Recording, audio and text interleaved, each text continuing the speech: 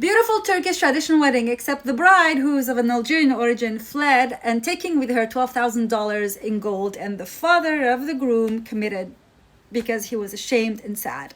50-year-old Ramazan Gumusoy died after the bride. His family paid 500,000 liras, Turkish liras, to bring from abroad, ran away within just days. I hear 3 days, taking all the gold and gifts. The runaway bride, reportedly from Algeria, disappeared without a trace. Now, she had agreed to marry the groom, who is experiencing mental health issues, and she's made a deal and then run away right after that. So she exploited the vulnerability of the family to do that.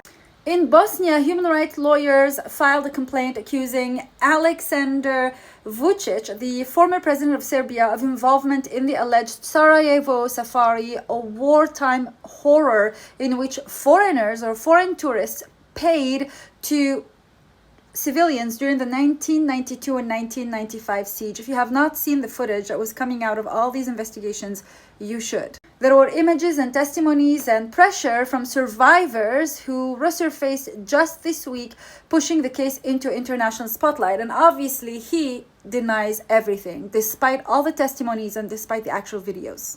I would say that he's not the only one who actually needs to be prosecuted, obviously. In the United States, prosecutors revealed Brian Walsh's searches, including how to dispose of a body, how long before the body starts to smell, what's the best tool to dismember a body, and this is during the disappearance of his wife, Anna Walsh, whose body has never been found. The courtroom was obviously shocked every single time the prosecutor was reading the actual search history. Do you think that Google searches are enough evidence to prosecute and to get him to jail? Let me know in the comments. My name is Dehia, and it's very encouraging when you drop a comment, follow, and subscribe on YouTube. So in Canada, in Niagara to be more precise, police say that 36-year-old men from St. Catharines and 2 younger men, Gurpreet Singh, 33, and Mehdi Budak, 22, were arrested in a human trafficking investigation that has involved commercial sexual services from minors.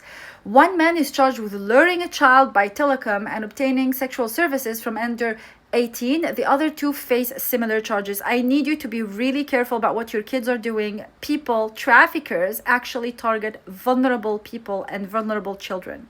Now, across Latin America, U.S. authorities have sanctioned a famous actress, Jimena Araya, also known as Rosita, accusing her of using her DJ gigs and nightclub appearances to launder money for the Tren de Aragua gang, which is linked to narco-trafficking and human smuggling across the region. Do you believe this to be true? One nightclub in Bogota and her former bodyguard manager, Eric Landeeta, were also sanctioned as part of the alleged network.